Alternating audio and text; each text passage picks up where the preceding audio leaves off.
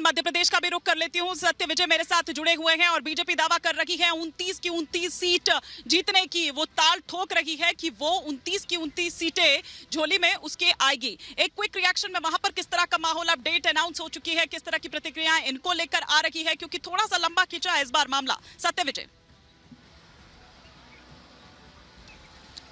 जी हाँ, बिल्कुल। देखिए, मध्य प्रदेश के लिहाज से बात करें तो देखिए बीजेपी दावा कर रही है। अब से कुछ देर पहले हमने शिवराज सिंह चौहान जो कि 4 बार के मुख्यमंत्री हैं उनसे भी बात की। उनका साफ तौर पर कहना है कि इस बार मध्य प्रदेश से 29 में से 29 सीट यानी कि छिंदवाड़ा को भी भाजपा जीतेगी, कांग्रेस को शिकस्त देगी, ये बीजेपी का दावा है। अगर लोगों की बात करें तो लोगों ने भी ये आज जो तारीखों का अनाउंसमेंट हुआ है, ऐलान हुआ है, इसका स्वागत किया और कहा है कि वो अपने मताधिकार का प्रयोग करेंगे।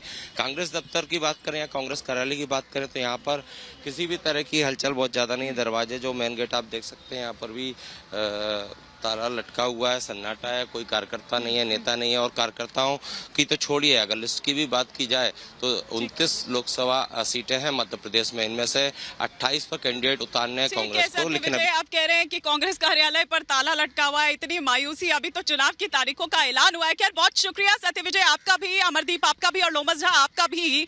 शुरुआत में करती हूँ चर्चा की मेहमानों से और दुष्यंत जी से ही स्टार्ट करती हूँ। कह रहे हैं कि कांग्रेस कार्यालय पर ताला लटका हुआ है, कोई मतलब कुछ कोई उत्साह ही नहीं है, कुछ नहीं है, ऐसा क्यों हो रहा है? देखिए, आज की रैली है और समीप के स्टेट में है और भारत जोड़ो यात्रा जो ऐतिहासिक यात्रा है, जो भारत की पिछले 70 वर्ष में सबसे लंबी यात्रा और सर्वाधिक लोगों के भागीदारी वाली यात्रा है, जो महात्मा गांधी की दांडी यात्रा के बाद की सबसे ऐतिहासिक यात्रा है। उसमें सम्मिलित होने के लिए मध्य प्रदेश के कार्यकर्ता और वो गए हैं। वो इसीलिए इस कारण से वहाँ पे आज उपस्थिति कम है। ठीक है, एक बार जरा घनेंद्र भारद्वाज जी का भी मैं रुख करती हूँ। घनेंद्र भारद्वाज जी, किस तरह से आप देख रहे हैं कि आप पहली प्रतिक्रिया आपकी जो चुनाव की जो तारीख है अनाउंस हुई है उसको लेकर?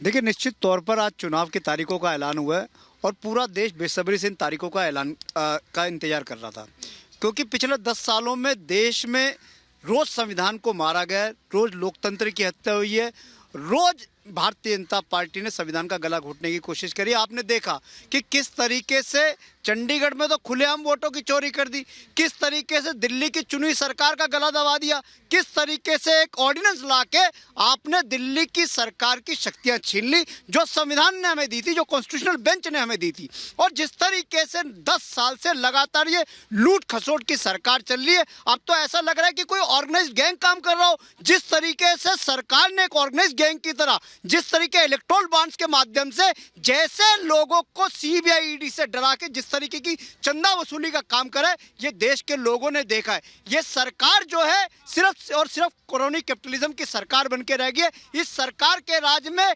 किसान बर्बाद हुए, मजदूर मरे, आज भी किसान सड़कों में बैठे, लेकिन सरकार सुध लेने वाली नहीं है। महंगाई और भ्रष्टाचार इस सरकार की आइडेंटिफिकेशन बन गया है और मोदी जी तो ये कह रहे हैं कि भ्रष्टाचार करना तो भारतीय जनता पार्टी में आके करो, आपको लीगल लाइसेंस मिल जाएगा। ठीक है, एक एक कर आते। पहले तो मैं तारीखों की यहाँ पर बात कर रही थी, लेकिन यहाँ पर चारू जी वो तो ये कह रहे हैं कि लोकतंत्र को रोज आप मार रहे हैं। वो इतना बोल पा रहे हैं, अच्छा। यही एक संकेत है कि लोकतंत्र कभी नहीं मर सकता मेरे देश में। लेकिन लोकतंत्र का सबसे बड़ा त्योहार हम मनाने जा रहे हैं। 90 करोड़ भारतवासी वोट देंगे। मेरे को तो ये कहना चाहिए इस समय कि मोदी जी के परिवारजन मोदी जी को वोट देने के लिए तैयार हो रहे हैं। तो हम इंतजार करेंगे, हम पहले फेज का वेट कर रहे हैं, क्योंकि हम वो स्टूडेंट्स हैं जो कभी भी अपनी किताबों से दूर नहीं जाते, अपने सिलेबस से दूर नहीं जाते, अपने कर्म अपने धर्म से दूर नहीं जाते। जो लास्ट रात ये वो स्टूडेंट है जो पूरा साल तैयारी करते हैं दुष्यंत जी, सिर्फ लास्ट मोमेंट पर नहीं। ठीक है, लेकिन आ रही हूँ। लेकिन हमने ये देखा कि ये जितने भी नैरेटिव्स फ्लोट करने की कोशिश करते हैं, बार बार इनके सारे नैरेटिव फ्लॉप हो जाते हैं। इस बात को ये भी जानते हैं, ये भी समझते हैं, क्योंकि देश प्रगति की राह पर है और देश का एक एक नागरिक इस प्रगति को देख रहा है। ठीक है संदेश जी, कल ही इस पर बात हो रही थी क्योंकि पशुपति पारस जी बहुत नाराजगी दिखा रहे थे और उन्होंने कहा कि चुनाव की तारीखों का ऐलान का वेट कर रहा हूं, उसके बाद हम कुछ तय करेंगे। अब तारीखों का ऐलान हो गया है, आप लोगों ने क्या तय किया? देखिए, हमारी तरफ से तैयारियां पूरी हैं। अभी भी हम आधिकारिक रूप से भारतीय जनता पार्टी की लिस्ट का इंतजार कर रहे हैं। कल माननीय अमित शाह जी का रुख हमारे प्रति बहुत सॉफ्ट कॉर्नर हुआ है और उन्होंने कहा है कि ये जो चर्चा राजनीतिक गलियारों में चल रही हैं, इसको बैठकर सुलझा लिया जाएगा। दोनों पक्षों को बुलाकर बैठकर वार्ता की जाएगी और जिसकी जैसी उपलब्धता है, जिसकी जैसी आवश्यकता है, उसको पूरी तरह समर्पित होकर काम किया जाएगा। अब आते हैं आज जो कोड ऑफ कंडक्ट देश में लागू हुआ। सबसे पहले तो मैं देश के 2 करोड़ के आसपास उन युवाओं को बधाई देना चाहता हूं जो पहली बार वोटर बनेंगे और जो दिशा और दशा इस राष्ट्र की तय करेंगे। कांग्रेस पार्टी हो या कोई भी पार्टी हो, भारत के संविधान में सब जिंदा हैं, सबने अपने अपने समय पर संविधान का पूरा इस्तेमाल किया है।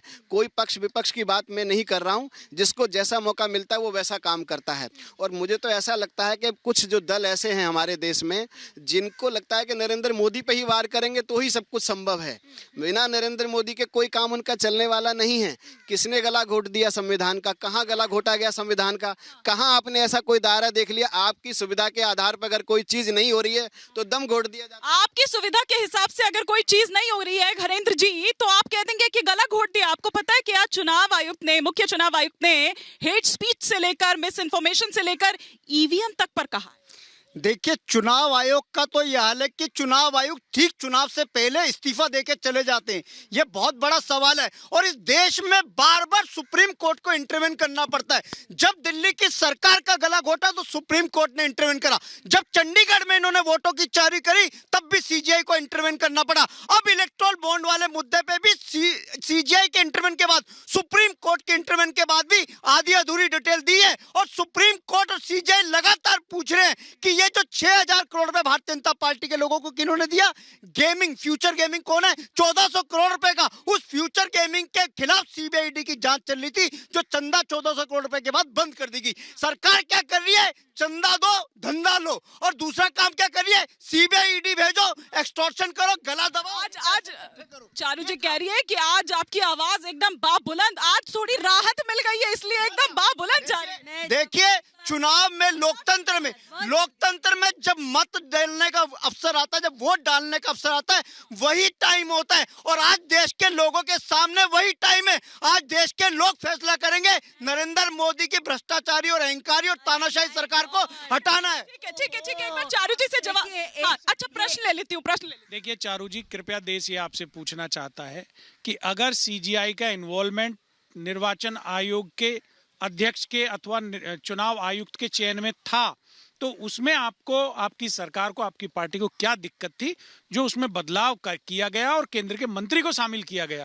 क्या सीजीआई पे आपको भरोसा नहीं था? जवाब ले लेती हूँ, फिर सौरभ जी है। इसमें साथ ही आपके पार्टी के अधीर रंजन जी भी थे, ये आप जानते हैं। उनको मीटिंग के लिए पहले ही बुला दिया गया था। खैर दुष्यंत भैया, ये बात छोड़िए, पहले हम आम आदमी पार्टी से बात करते। जो झूठ होता है ना हिमानी जी, उसको चीख के अपनी बात जनता तक पहुंचानी पड़ती है। Is proving it. तो झूठ को चीखना पड़ता है, लेकिन जो सच होता है वो अपने रास्ते, अपने सीध में काम करते चलता है और उसके बाद भी जनता उसके साथ आती है। और ये मोदी जी ने हमको 10 साल में दिखाया है।